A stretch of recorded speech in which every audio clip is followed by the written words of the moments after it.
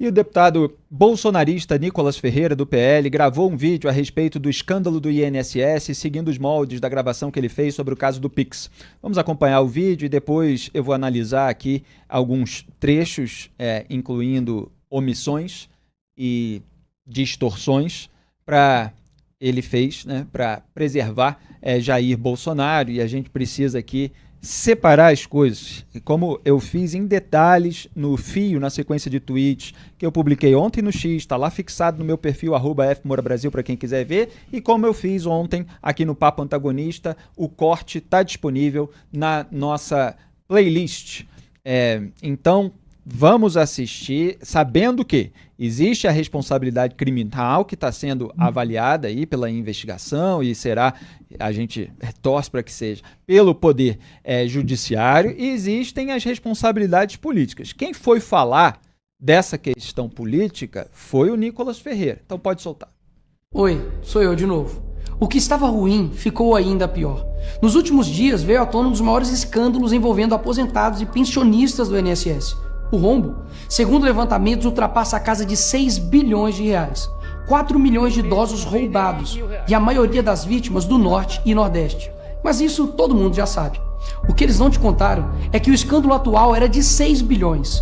Hoje, com um novo relatório da CGU, mostrou que só em 2023, 35 mil reclamaram de fraude, e o valor movimentado, 90 bilhões. 90 bilhões. Nós estamos diante do maior escândalo de corrupção da história do nosso país. E o golpe era o seguinte: aposentados eram filiados sem consentimento, tinham valores descontados direto do contra-cheque, ou faziam empréstimos que eles nunca pediram. E daí, quando reclamavam, nada acontecia. Estamos falando do desvio de valores bilionários de pessoas doentes e idosas. Dinheiro que deveria estar no bolso de quem trabalhou a vida inteira e hoje depende da aposentadoria para viver. E é claro, vão espalhar a narrativa de que tudo começou no governo anterior. E já percebeu que no governo passado tudo era culpa só do presidente. E nesse governo nada é culpa do presidente? Mas olha só que interessante. As investigações mostraram que os descontos irregulares já vinham sendo praticados há anos. O que levou o governo Bolsonaro, em 2019, a apresentar a medida provisória 871, justamente para combater esse tipo de fraude em descontos. Ele obrigava os sindicatos e associações a comprovarem a cada 2 anos que o aposentado realmente estava autorizando aquele desconto. Adivinha quem ficou contra? Acertou, a esquerda. Como não bastasse, em 2022, com votos da esquerda, eles derrubaram essa lei. E o que será que aconteceu nos próximos anos? Bingo. Foi exatamente depois de derrubar esse mecanismo de proteção contra as fraudes que houve esse aumento absurdo de descontos indevidos. Ou no português claro, aumento absurdo de roubo contra idosos. Desenhando porque eu sei que tem gente que só entende assim. 2019, Bolsonaro faz lei para proteger esses idosos de fraudes. 2022, esquerda derruba essa lei no Congresso. 2023 e 2024, explosão de fraudes. E ainda tem gente surpresa com isso. Não foi o Alckmin que disse: o ladrão quer voltar à cena do crime. E de fato voltou. Muito bem, olha, vamos por partes, porque tem toda uma narrativa aí sintetizada e é preciso estabelecer algumas questões. Em primeiro lugar, ele fala que no governo passado sempre a culpa era do Bolsonaro, nesse governo a culpa nunca é do Lula. Bom, a gente já está aqui apontando as responsabilidades do Lula por elementos negativos, incluindo grandes escândalos, muito antes do Nicolas participar do debate público, né? São mais de 20 anos de jornalismo e muitos dos quais voltados a essa vigilância do poder em relação aos governos do PT, porque são 5 mandatos petistas, incluindo esse. Então a gente responsabiliza o Lula, falei aqui já no Papo Antagonista, inclusive, que o Lula é o responsável pela indicação do presidente do INSS, que agora está afastado, embora politicamente o Carlos Lupe, então ministro da Previdência, tenha assumido essa indicação, mas é o presidente o responsável. E não é a primeira vez que o governo do PT está envolvido num escândalo dessa magnitude. Então você teve o Mensalão lá no primeiro mandato do Lula, você teve o Petrolão que transcorreu ali durante os governos Lula e Dilma Rousseff, você tem agora a fraude do INSS, entre tantos outros, incluindo aí financiamento de ditaduras. Então, quem vai negar a responsabilidade do Lula, do Ministério, etc. São os blogs sujos PT. Então aqui não se trata disso, se trata de restabelecer a cronologia dos fatos. Então o Nicolas, ele fala: as investigações mostraram que os descontos irregulares já haviam sendo praticados há anos. Eu mostrei aqui que o Tribunal de Contas da União, lá atrás, na época do começo do governo de Jair Bolsonaro, já vinha investigando e apontando problemas ali em descontos irregulares, etc., com milhões de reais sendo apontados naquele monte de problema que ainda não estava totalmente detalhado como está agora. Então aquilo exerceu uma pressão para que o governo estancasse essa sangria. E o Jair Bolsonaro, então presidente, editou uma medida provisória. E a medida provisória ela tem força de lei, no entanto, ela tem que passar pelo crivo do Congresso Nacional. O Congresso Nacional pode aprovar o texto completo da medida provisória, ele pode rejeitar ou ele pode aprovar parcialmente, retirando alguns trechos que foram colocados no texto original. E foi exatamente o que o Congresso Nacional fez com a MP 871, que é essa medida provisória citada pelo Nicolas. E aí ele fala que as investigações levaram o governo Bolsonaro em 2019 a apresentar a MP 871 justamente para combater esse tipo de fraude em descontos. Ele obrigava os sindicatos e associações a comprovarem a cada 2 anos que o aposentado realmente estava autorizando aquele desconto.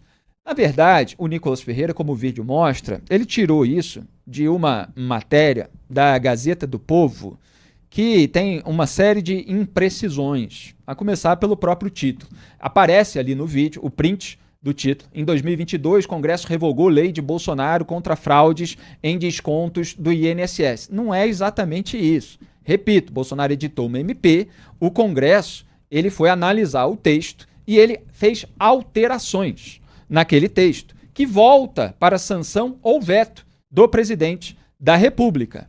Então, voltando aqui, eu começo até fazendo uma correção em benefício, vamos dizer assim, do raciocínio do Nicolas, porque ele faz uma informação errada, baseada na matéria, de que o Bolsonaro estava colocando ali na medida que a revalidação teria que ser feita a cada 2 anos. Vamos colocar o print do Diário Oficial da MP original do Jair Bolsonaro.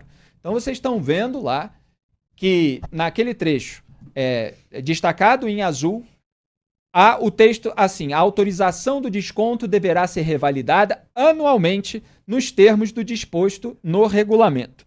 Portanto, não era nem sequer 2 anos, era anual, era de ano em ano. Mas ele tirou isso da matéria, que tem informações imprecisas, para não dizer erradas, do jornal que é simpático ao Jair Bolsonaro. E aí isso vai formando um efeito dominó. Então, havia ali um texto para que houvesse a revalidação a cada ano. E aí ele fala assim, o Nicolas: adivinha quem ficou contra? Acertou. A esquerda. Como não bastasse em 2022, com votos da esquerda, eles derrubaram essa lei. Bom, aí para tudo, né? Porque aí é uma síntese para lá de enganosa. Porque a esquerda, quer dizer, pelo menos vários parlamentares de esquerda ficaram contra, sim, como nós mostramos aqui. Tem aquele deputado Wilson, do PSB, que apresentou emenda 2 vezes, como a gente detalhou no programa de ontem. Agora, não foi só a esquerda. Não foi só a esquerda. Isso aí faz parte de uma narrativa binária que você tenta falar para a base, engajar a base, sempre tentando trazer aquela percepção de que, olha, o Bolsonaro fez tudo certo, tudo de bom, e a esquerda veio e atrapalhou tudo, fique do nosso lado que nós somos o grupo do bem contra o grupo do mal. Aqui a gente vai ter que restabelecer os fatos. Na primeira etapa, houve a formação de uma comissão mista no Congresso Nacional, nós exibimos trechos aqui das associações defendendo que essa revalidação não fosse feita anualmente, exibimos trechos do deputado Wilson do PSB defendendo a mudança no texto original da MP, e aí voltou para Jair Bolsonaro. Então, o que fez Jair Bolsonaro? Jair Bolsonaro podia ter vetado essa alteração.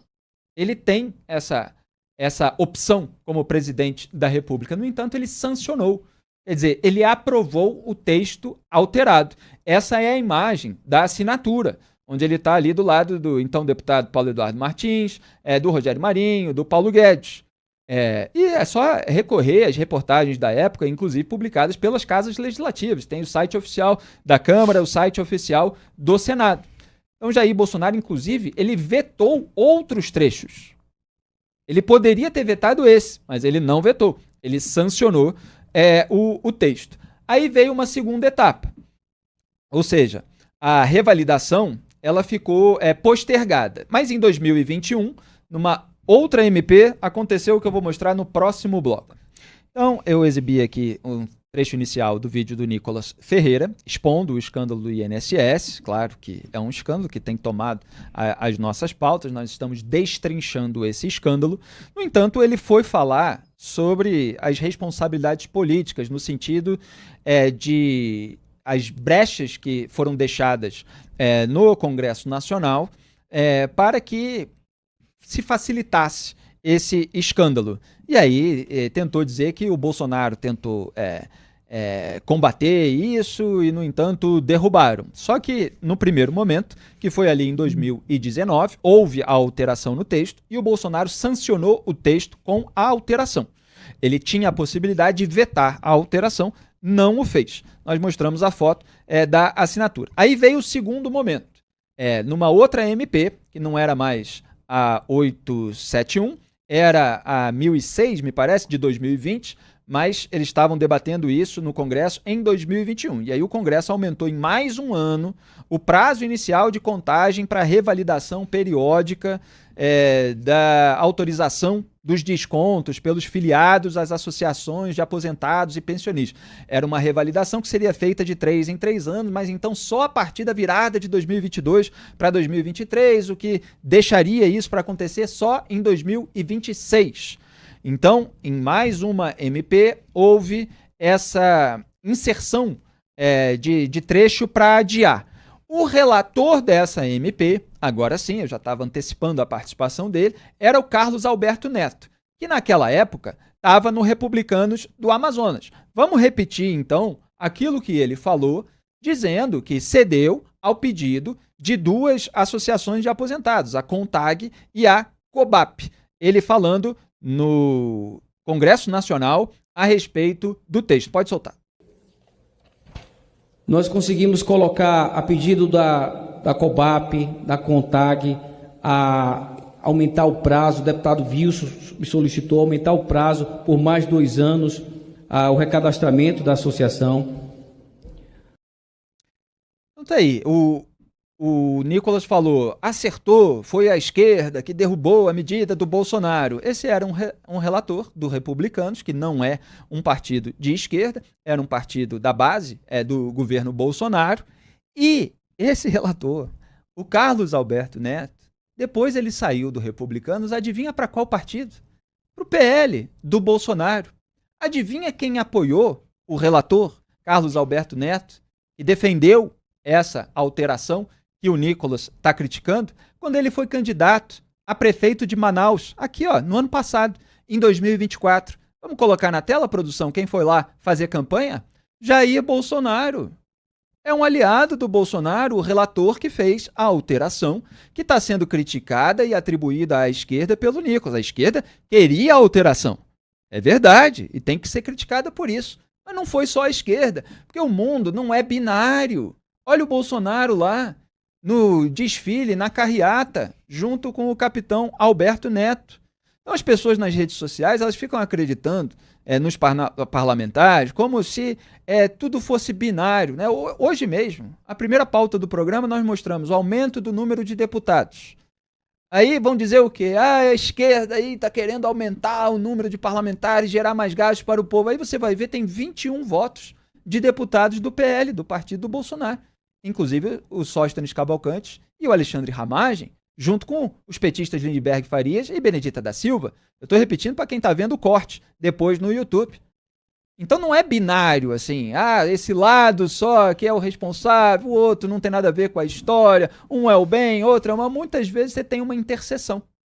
Então, o relator, ele defendeu essa alteração, é um aliado do Bolsonaro, e o texto acabou aprovado, nos mesmos moldes. Aí veio 2022.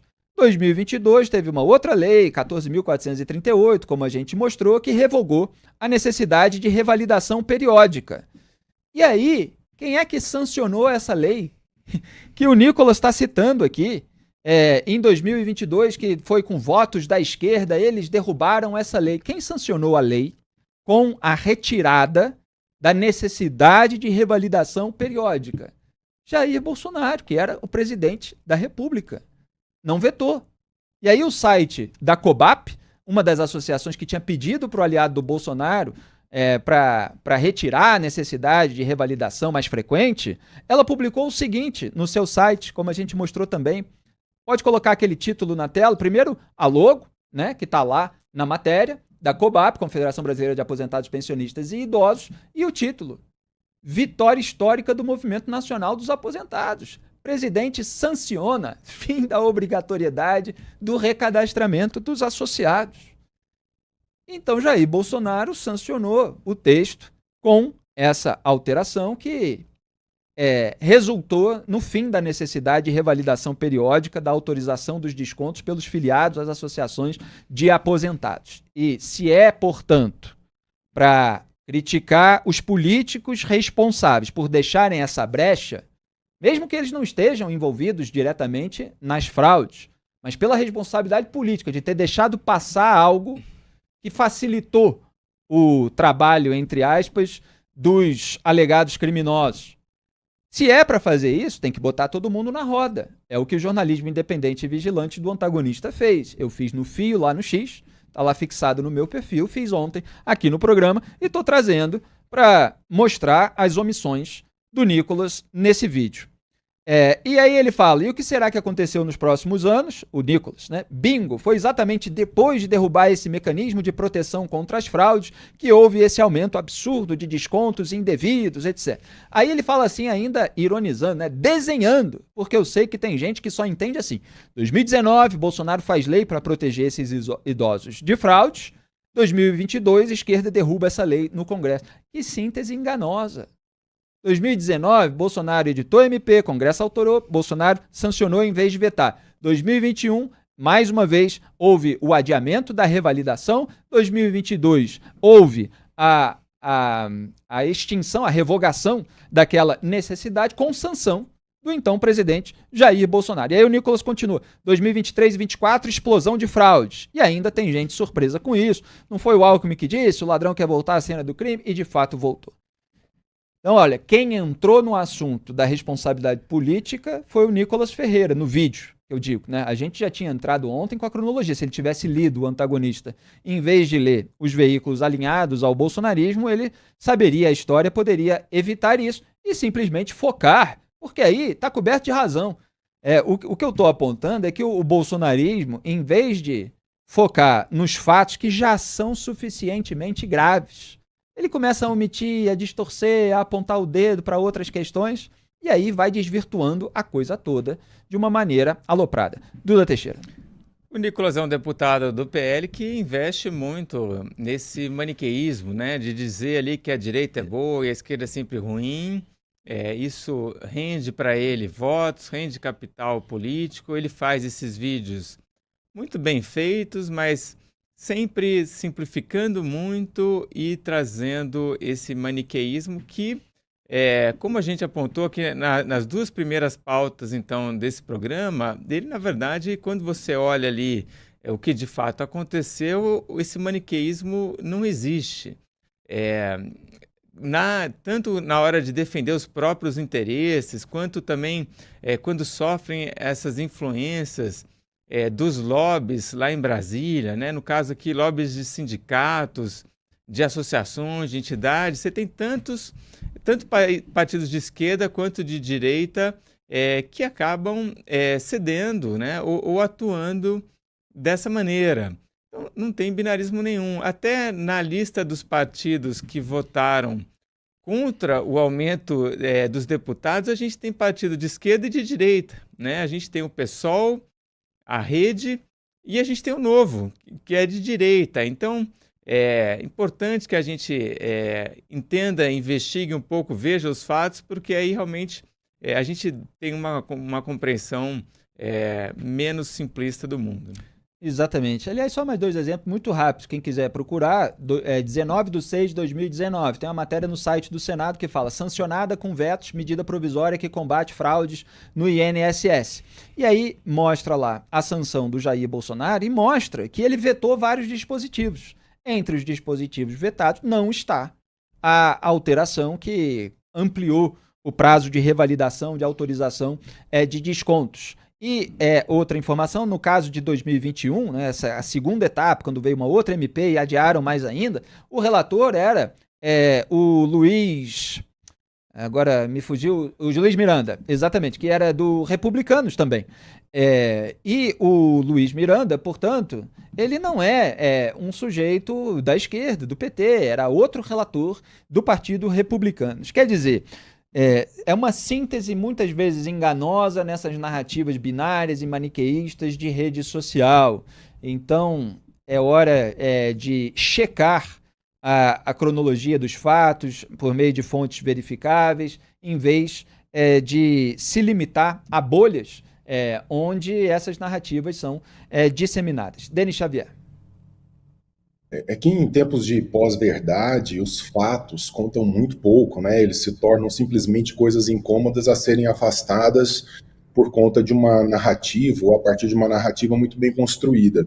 E existe um livro maravilhoso que eu recomendo a todos vocês, o 1984, do George Orwell, e lá vem muito bem descrito que mais do que o amor, o que verdadeiramente une os homens é o ódio, né? Então você precisa manter a ideia do outro sangrando no tanque de tubarão, exatamente para que a sua posição seja mais bem marcada e chame por adesão. Então essa ideia de manter Lula e Bolsonaro, um se retroalimentando do outro, isso vai longe, e quando não forem mais esses dois, serão outros. Maravilha, Denis Xavier. É isso, a gente continua fazendo aqui um trabalho de jornalismo independente e vigilante. E como eu tenho falado, tem alguns programas de TV, de debate, que é um marqueteiro bolsonarista contra um advogado lulista, e nenhum dos dois está mostrando a realidade. Assim como em cada bolha, muitas vezes a realidade não é mostrada, porque há várias interseções e eles não falam a respeito desses pontos em comum. A gente sim. Olha, só queria pedir para a produção para colocar ali o primeiro tweet do Fio que eu tinha feito no X, só para o pessoal saber identificar quando for procurar lá na rede social. Tá aí, ó, fraudes no INSS, como políticos afrouxaram regras e facilitaram a manutenção de descontos irregulares em salários de aposentados, cedendo ao lobby de associações agora investigadas. Um fio ilustrado com vídeos, fotos e prints. Acompanhe abaixo. Já está com 456 mil visualizações nesse momento. A verdade demora um pouco mais a circular do que a mentira, mas essa está circulando bastante, até porque ela é mais longa, né? Ela demanda mais trabalho, mais esforço, não é só fazer copiar, colar de veículo amigo. E para quem no intervalo também falou que bom que a gente mostrou a relação do Bolsonaro com o relator, o capitão Alberto Neto, quando foi candidato a prefeito de Manaus, acabou perdendo a eleição, apesar do apoio de Jair Bolsonaro. Bom, no canal de YouTube, o corte específico sobre esse fio está lá com o título Escândalo do INSS, as responsabilidades políticas. Está na playlist Cortes OA, Papo Antagonista 2025.